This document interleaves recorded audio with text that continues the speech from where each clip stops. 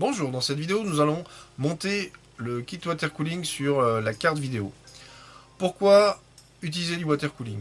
Le gros avantage du water cooling, c'est contrairement à un refroidissement air, quand vous demandez un peu de ressources à votre carte vidéo, elle va monter très vite en température et elle va redescendre très vite aussi en température. L'avantage du water cooling, c'est que vous allez monter progressivement en température. Au niveau matériel, c'est quand même mieux. Et pareil, vous allez redescendre progressivement. L'inconvénient du water cooling, c'est que ça a un coût. Il faut compter entre 200 et 500 euros minimum en plus d'investissement pour avoir un refroidissement correct. Un autre avantage aussi, c'est que vous allez avoir des ventilateurs silencieux. Donc vous aurez un système qui sera beaucoup plus silencieux qu'un système à air traditionnel où vous avez les ventilateurs qui s'emballent.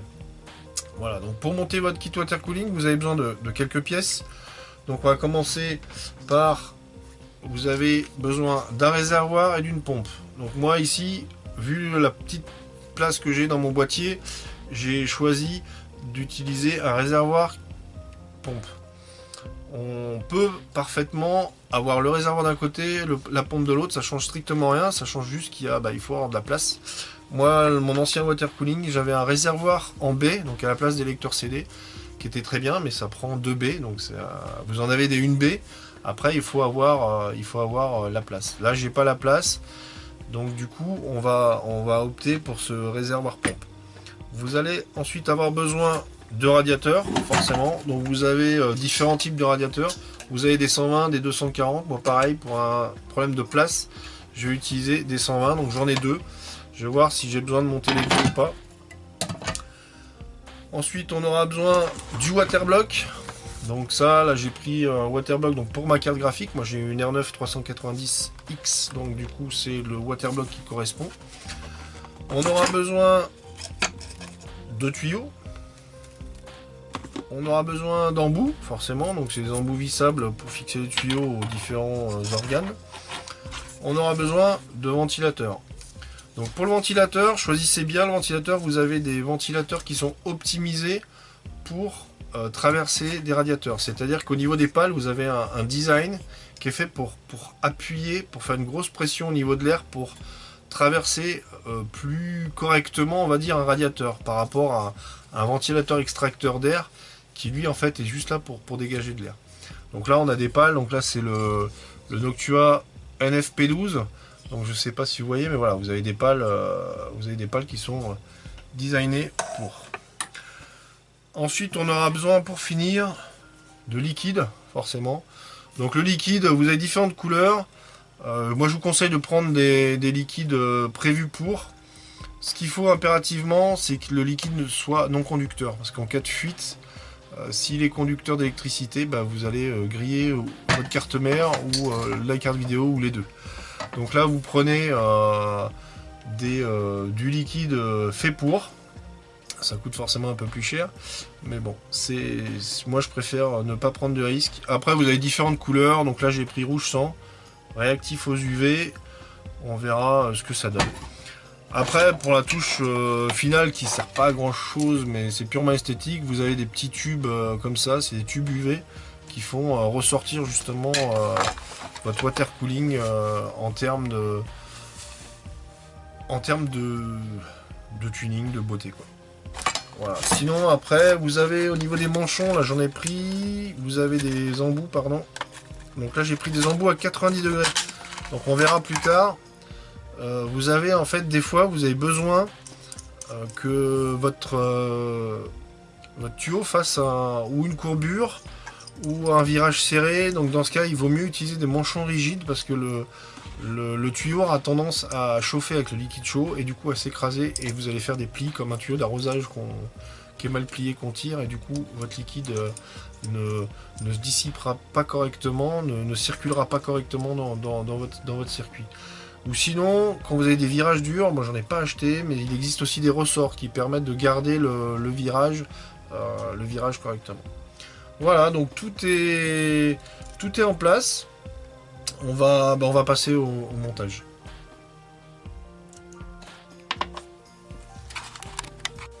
Nous voilà donc sur notre boîtier que j'ai ouvert. Donc on va enlever le panneau de face et celui de derrière. Comme ça, c'est fait. Alors ma première contrainte, donc je vais voir, ce qui est sûr c'est que je vais mettre déjà un radiateur ici.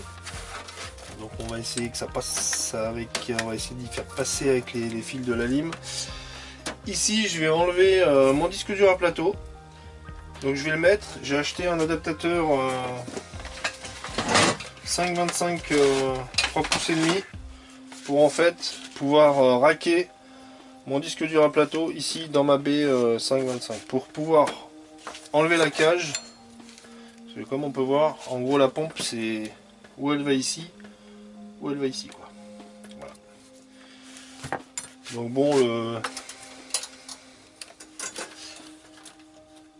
le disque on va le déconnecter.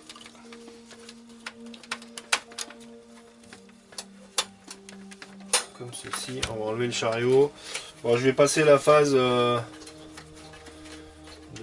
l'adaptateur. Je pense pas que ce soit très intéressant à suivre. En gros, de toute façon, c'est des rails. Hein, c'est un système de. Je vais vous montrer. Alors, en gros, c'est un système de rails. Je place mon disque sur les rails. Par contre, du coup, j'ai la bonne largeur et je l'enquille là-dedans.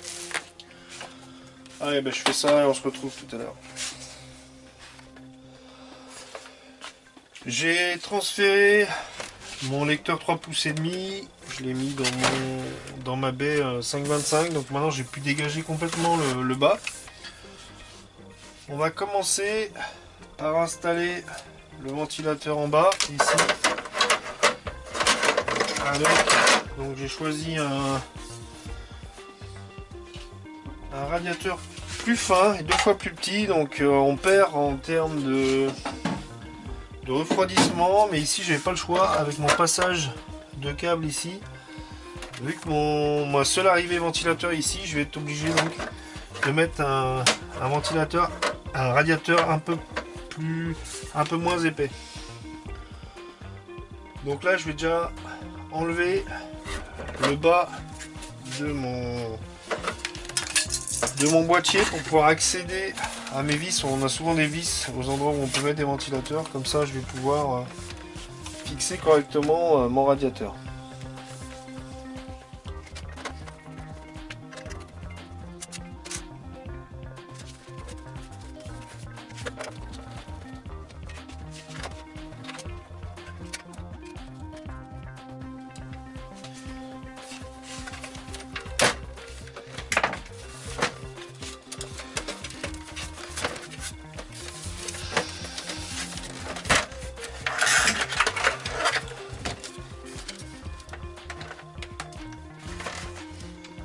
Voilà ma partie supérieure retirée.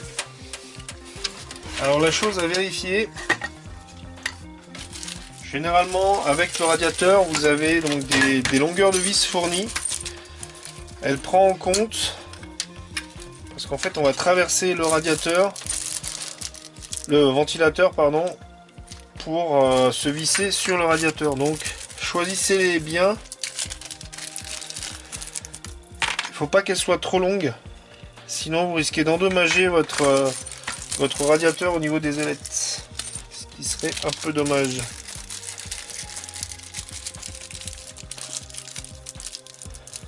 Donc là on va voir laquelle est la mieux adaptée. Vous voyez, celles-là sont trop longues, donc on va prendre les plus courtes comme ceci.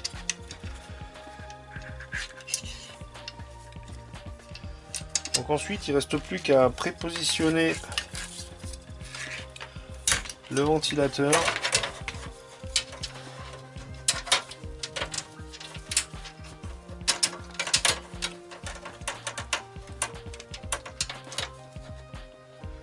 Comme ceci.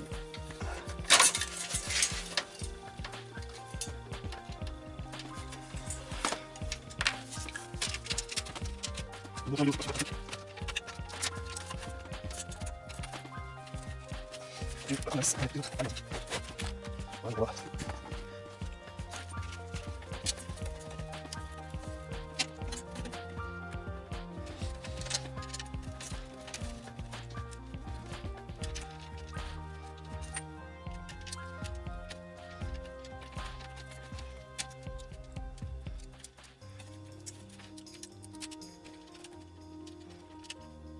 On va bien fixer les vis pour éviter les vibrations. J'ai expliqué, on va éviter la pression sur le bien dans le bon sens. Donc là, elle peut correctement les orientations.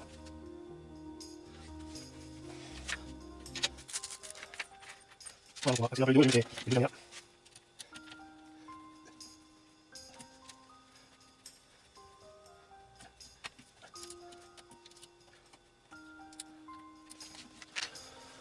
On a fixé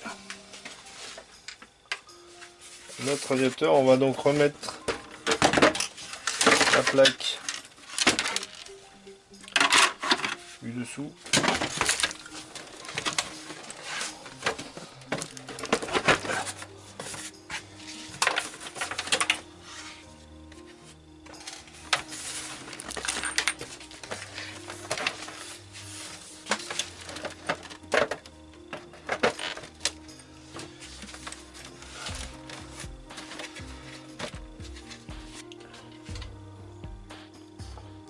Vu que j'ai décidé quand même de mettre deux radiateurs, on va mettre ici un radiateur large. Alors comme on peut voir, je sais pas si on le voit bien dans la vidéo, en fait quand on enquille, on a des trous ici water cooling, donc ça va bien.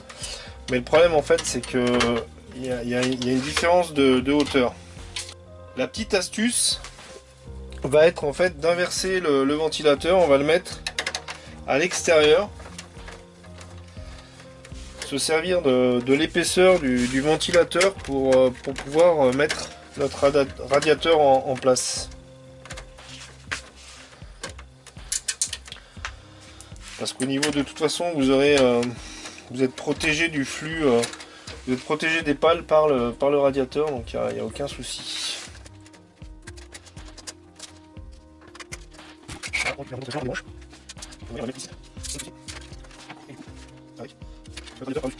Là, on a parti, donc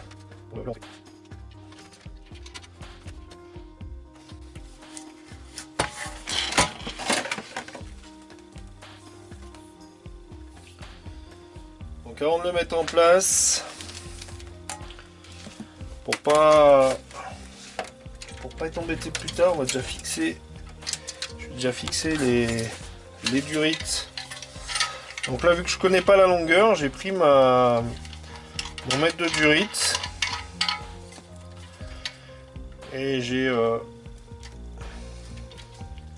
l'ai tout simplement plié en deux. On le coupera au plus juste en fait suivant le besoin. Donc pour mettre une durite, je le remontrerai un peu plus tard, mais en fait vous la mettez à bout et après on serre. Donc pas besoin de serrer comme une brute. Vous serrez avec les doigts, ça suffit largement. On va faire pareil de l'autre côté. Donc on le met, pardon, on va d'abord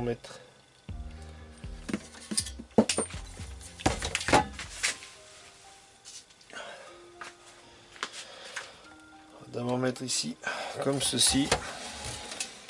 Ensuite on met en butée.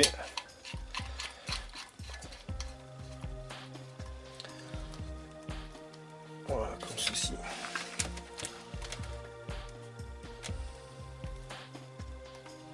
Et donc, pareil, pas trop serré, parce que si vous serrez trop, vous voyez qu'en fait, il y a des, vous avez tendance à tordre le tuyau. Ensuite, on va faire pareil, on va aller chercher les vis pour fixer donc notre radiateur.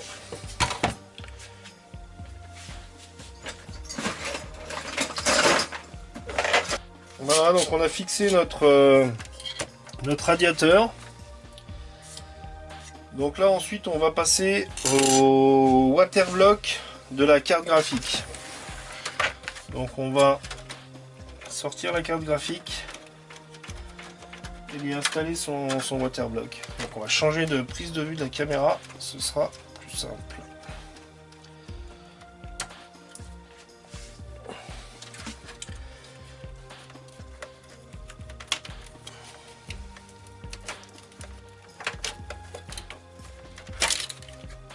Allez, c'est parti.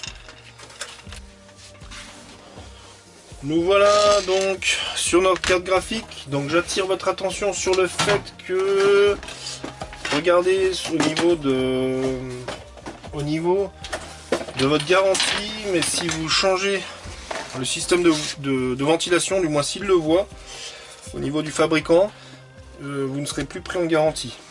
Donc moi ça fait plus d'1 an que je l'ai, donc elle est plus prise en garantie. Après on va regarder, donc chaque waterblock est différent.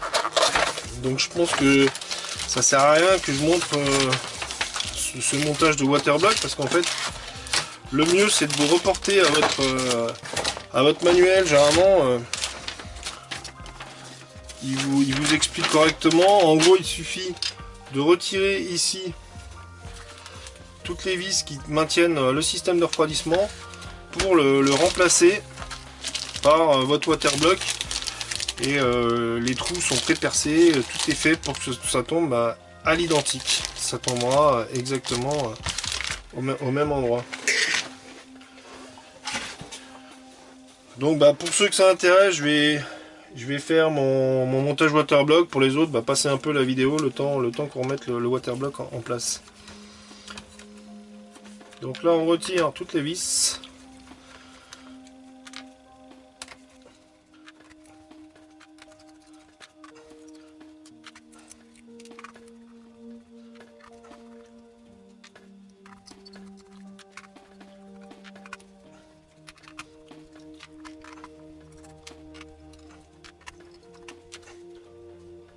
Une fois, on va décoller. On va tirer la façade. On va regarder aussi la façade.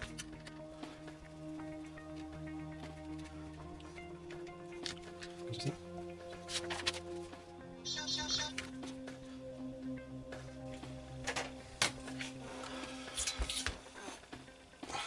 Donc là déjà, on va essayer de...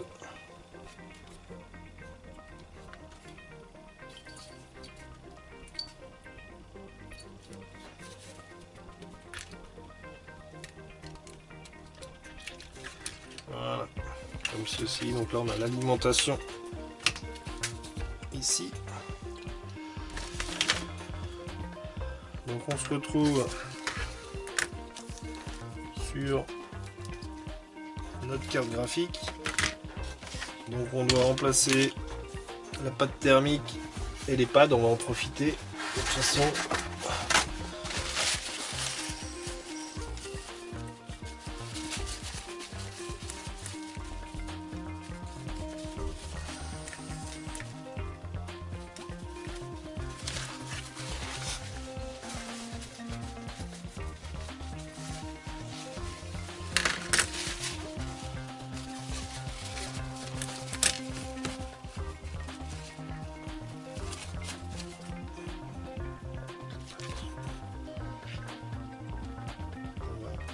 retirer donc tous les pads.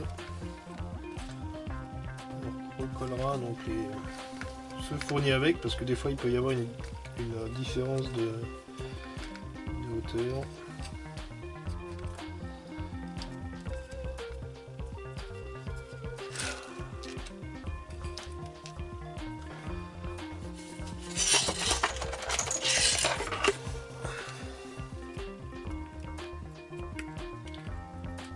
Aussi la pâte thermique, donc surtout pas gratter avec un objet métallique.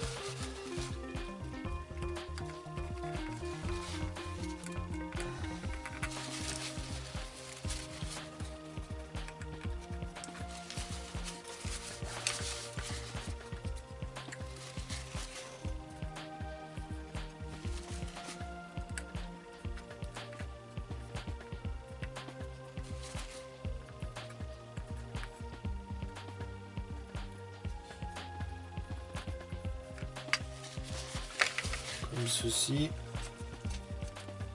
Hop, hop, hop. Voilà, on va ensuite replacer les pads.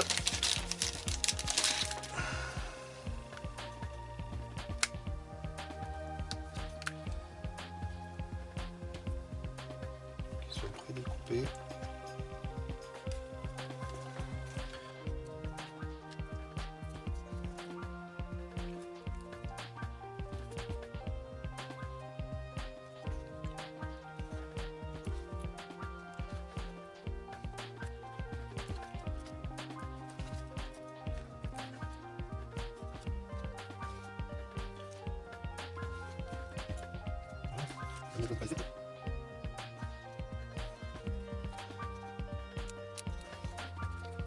Une fois le pad thermique et la pâte thermique mise, on va donc suivre le mode d'emploi. Donc là on doit placer le water block dessus.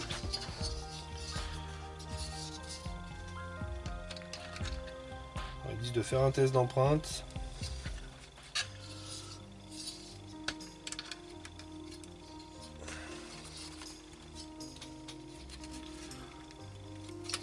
Le test d'empreinte va vous dire si, voilà, comme ceci, on voit bien la marque de son processeur. Donc c'est qu'on a tout ce qu'il faut où il faut au niveau pâte thermique, il n'y a aucun souci. Donc là on va tout bêtement suivre le mode d'emploi qui nous dit ensuite. Donc ce water block est spécifique, il est équipé de ce qu'on appelle un backplate. Donc en fait il a en plus ici une plaque arrière. Mais tous les water blocks ne sont pas équipés, donc vous inquiétez pas si vous en avez pas. C'est pas dramatique, quoi.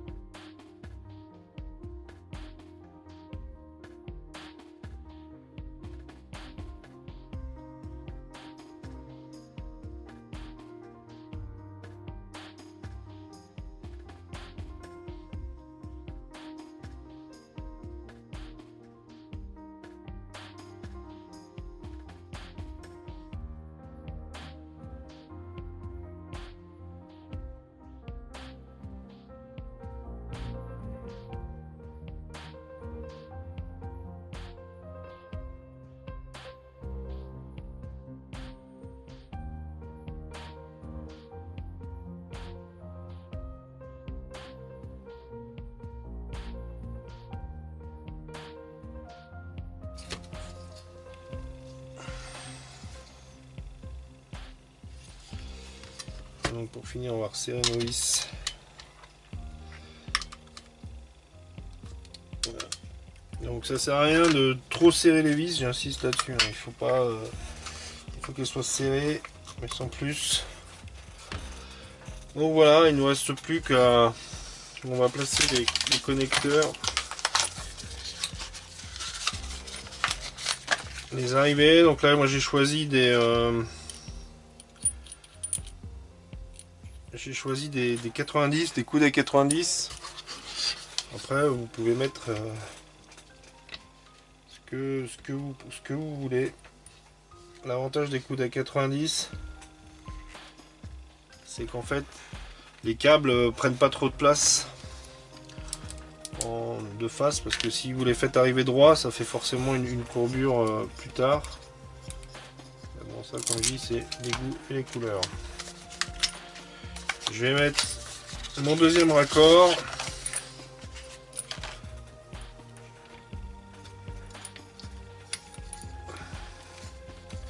Comme ceci. Voilà, donc maintenant on va réintégrer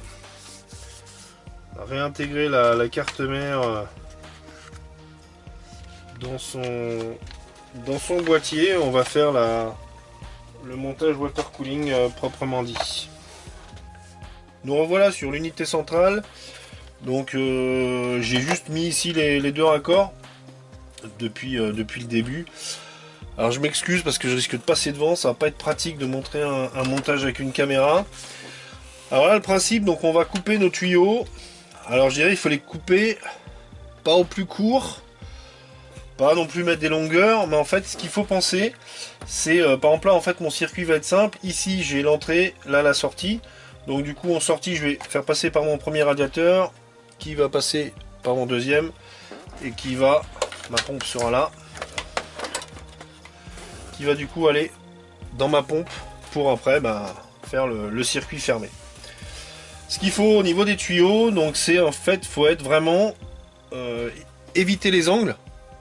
Ça c'est primordial parce qu'en fait quand vous allez mettre un angle, faut penser que votre liquide va chauffer, donc il va chauffer, il va dilater votre plastique et du coup ça pourra pincer le tuyau. Je sais pas si on le voit bien, je vais essayer de faire un zoom pour vous montrer. Donc voilà, par exemple là, mon connecteur est là, mon raccord est là. Je veux donc là, je suis bien. Après, on peut changer l'angle. Si je mets un peu trop de tuyaux, en fait, là, il risque d'y avoir un coude qui, quand ça va se chauffer, ça va se dilater et le coude va se former et le plastique va garder ce pincement en fait tout le temps. Donc il suffit juste voilà, de se mettre dans le bon angle, comme ceci. Et là on n'aura donc aucune cassure, aucun problème, même en cas de suite à la chauffe normale du liquide. On va couper ici notre tuyau. Donc en gros le chemin, moi je pars du waterblock. Pareil ici, donc là, pour aller sur mon deuxième radiateur, je vais pas me mettre là. On pourrait, mais le problème en fait, il faut penser du coup à ici qui doit aller à la pompe. Et là en fait l'angle, ma pompe qui est ici, le connecteur est ici. L'angle va être trop brutal pour mon tuyau. Après bon, il existe des ressorts, vous pouvez acheter des ressorts, mais là on va faire quand même à l'économique. Il suffit juste d'intervertir ici, on met l'arrivée, et ici on mettra le départ pour aller à la pompe. Voilà, donc vu que le schéma est expliqué, il n'y a plus qu'à passer à la pratique.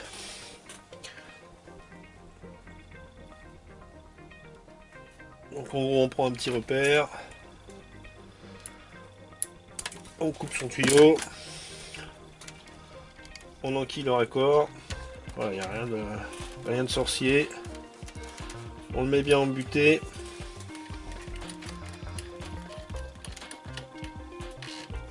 On serre bien, mais pas trop. Avec les doigts, ça suffit, je pense que. Après, de toute façon, on fera tourner. Et je donnerai un petit conseil, on verra après le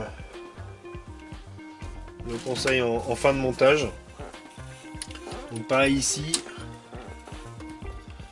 Là, on va se prendre pour qu'il soit pas cassé, comme ceci.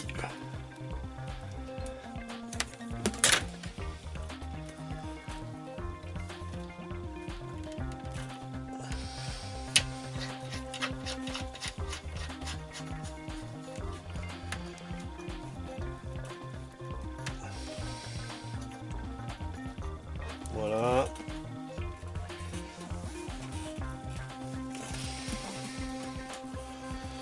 Ensuite, donc le plus simple, ce serait de se mettre en haut ici.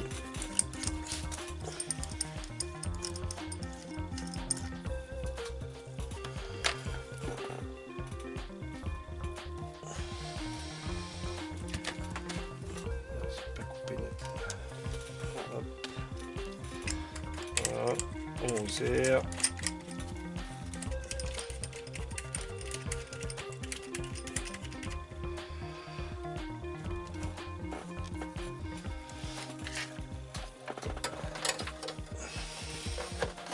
Là vous voyez on arrive nickel, ça se croise, bon que ça se croise c'est pas un problème. Et voilà, surtout on n'a aucune, comme j'expliquais, on n'a aucune cassure. Et là même si ça chauffe on n'aura jamais d'angle à 90 qui vont se former. Après on peut passer devant derrière, ça c'est peu importe, c'est juste une histoire d'esthétisme.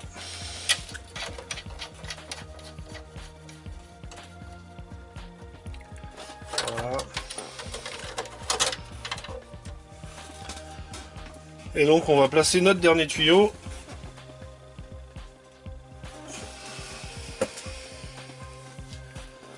Qui va être la sortie de la pompe et l'arrivée dans la carte graphique.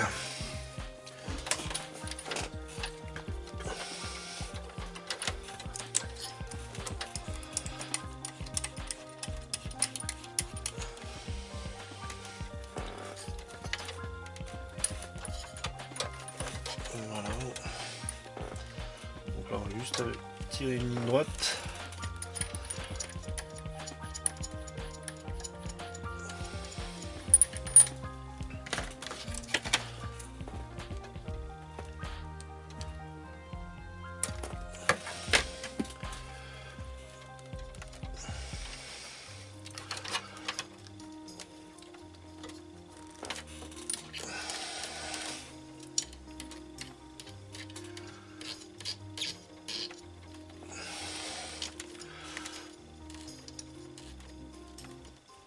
Comme ceci.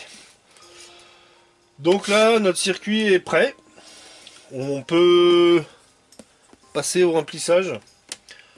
Alors, pour le remplissage, si vous avez une pompe qui se, comment dire, qui a une vitesse variable, je vous conseille de le mettre au minimum.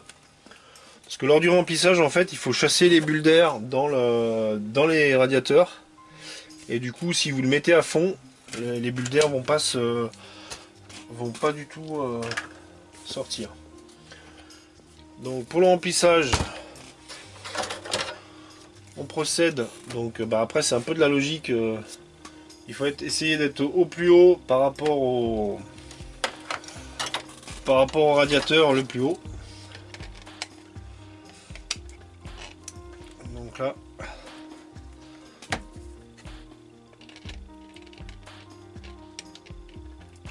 Réservoir.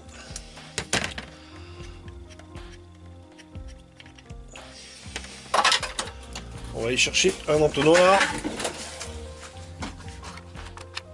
Voilà, donc bon, en off j'ai replacé le câble devant, ce sera plus simple. Parce qu'en fait, comme j'expliquais, il faudra être au-dessus du radiateur, ça va être un peu chaud.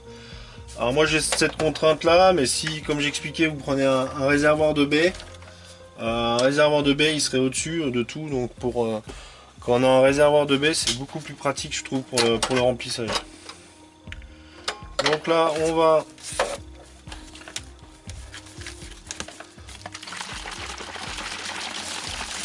va secouer et ouvrir notre liquide. Comme ceci. Et donc on va commencer le remplissage.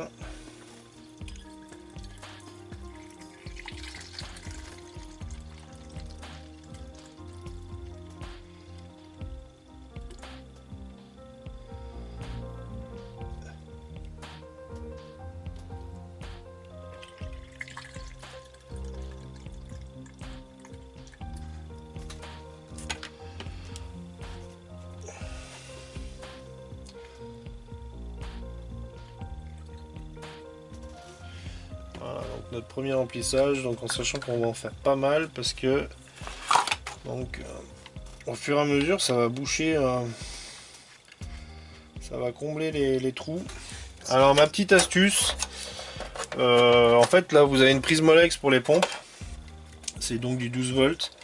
Moi je vous déconseille de brancher directement pour le moment sur le PC. Parce qu'en gros, il faut allumer à chaque fois le PC.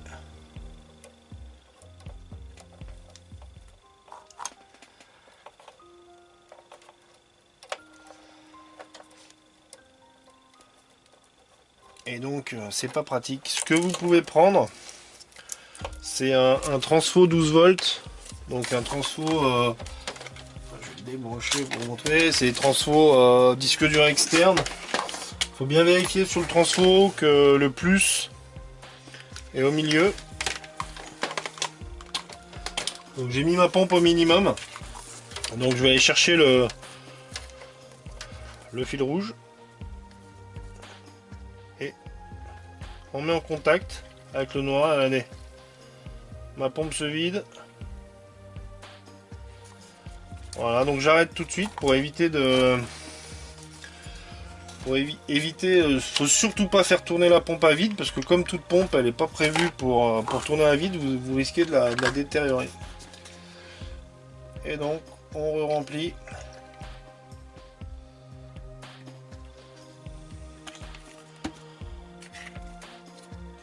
Après, limite, on pourrait être deux. Un qui tient et l'autre qui remplit.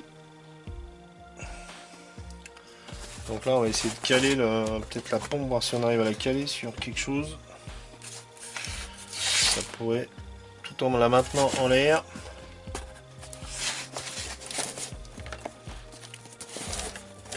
Voilà.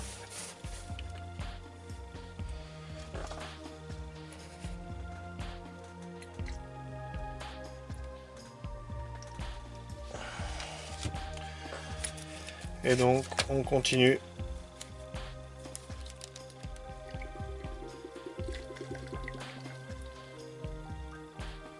Donc ça va aller remplir tout doucement le deuxième radiateur.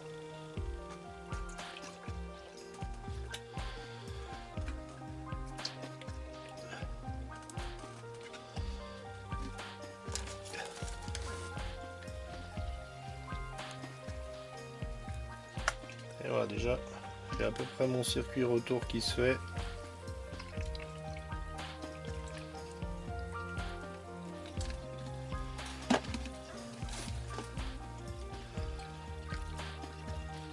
Donc là après le but ça va être de chasser les bulles d'air. Là comme on voit en fait, là je suis déjà entre guillemets en circuit fermé. Dans le sens où il m'expulse les bulles d'air, donc du coup on va en mettre un peu plus. Voilà, donc là on voit tout mon circuit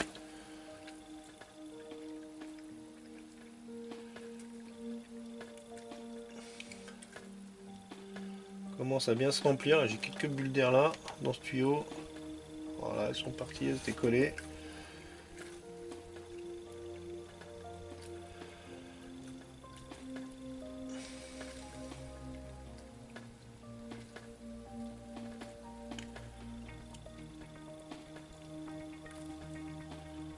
Ok, donc là, j'ai quasiment plus de bulles d'air, je pense. Alors moi, ce que j'aime bien faire, c'est donner un petit coup de... On va re-remplir à ras-bord. Voilà. En fait, j'aime bien après jouer donc avec la vitesse du moteur pour chasser dans les radiateurs, être sûr qu'on chasse l'air. Alors là, par contre, faut fermer la pompe parce que ça va éviter de gicler. On fout de partout. Et donc là, on va monter. Je vais monter à 3 déjà, voir ce qui se passe.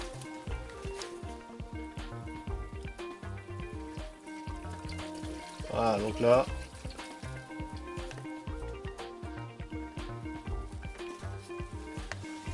ça me rechasse des bulles d'air.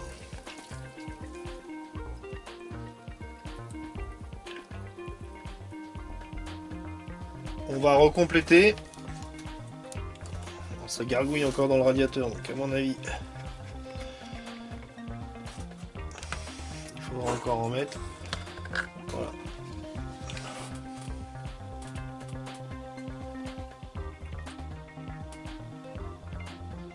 Bismillah.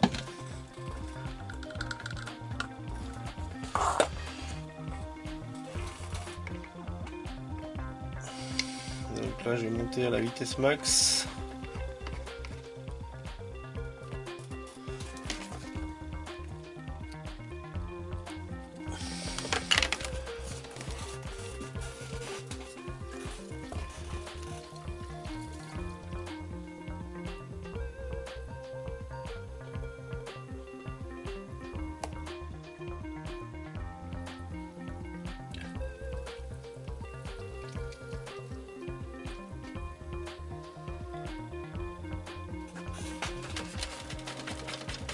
Après voilà, on le secoue, ça lui fait chasser les bulles d'air à l'intérieur du radiateur. Je sais pas si vous les voyez.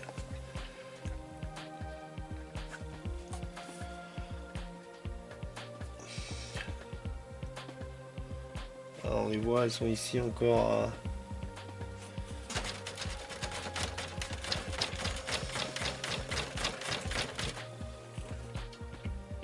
Voilà.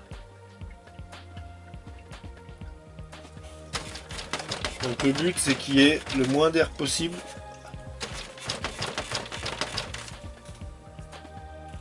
Ah, donc,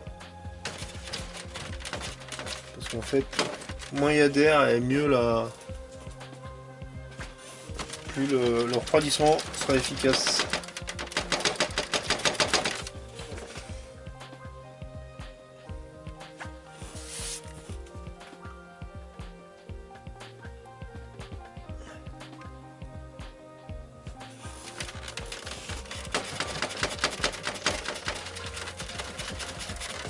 Du coup pareil, on peut commencer à regarder si on a des fuites. C'est le moment passer les doigts sous un raccord, sous un tuyau. C'est le moment de vérifier si vous avez des fuites parce que là vous risquez pas grand chose en cas de fuite parce que vu que le PC n'est pas sous tension, déjà bon c'est du liquide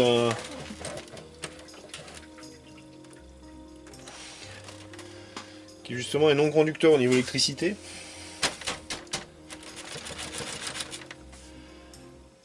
Je pense qu'on est pas mal. En off, j'ai donc placé 4 tubes néons soudés. On a fait un peu des rallonges parce que les câbles sont un peu courts. Donc là, on va brancher la façade.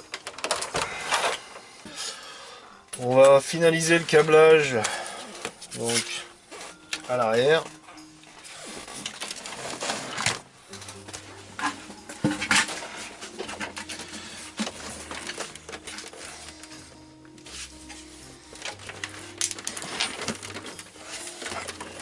Comme ceci. Donc lors du montage, j'avais expliqué que je montais pas mes flex parce que justement j'allais avoir besoin de prises. J'allais rajouter des prises, donc c'est le cas aujourd'hui. Là pareil, on va pas le montrer, mais bon, je finalise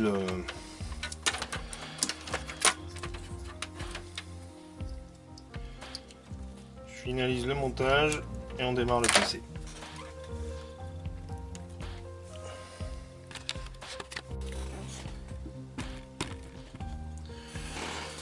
Voilà, une fois tout remonté, donc là j'ai enlevé la vitre parce qu'en fait avec la lumière ça fait un gros contre-jour, on n'y voit que dalle. Donc après il reste plus qu'à tester.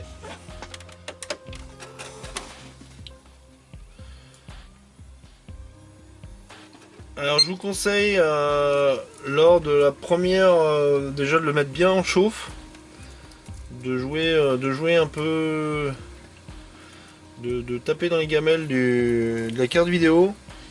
La première fois que vous le mettrez en chauffe, je vous conseille de laisser le capot ouvert parce que si vous vous rendez compte d'une fuite, parce que là donc le liquide est froid, en chauffant il peut se dilater et vous allez peut-être découvrir des fuites. Donc moi je vous conseille déjà de bien surveiller la première fois où votre water cooling va chauffer et de garder le capot ouvert, comme ça si vous devez intervenir en urgence, c'est quand même mieux. Donc voilà, cette vidéo est maintenant terminée. Je vous remercie de l'avoir suivi. A bientôt!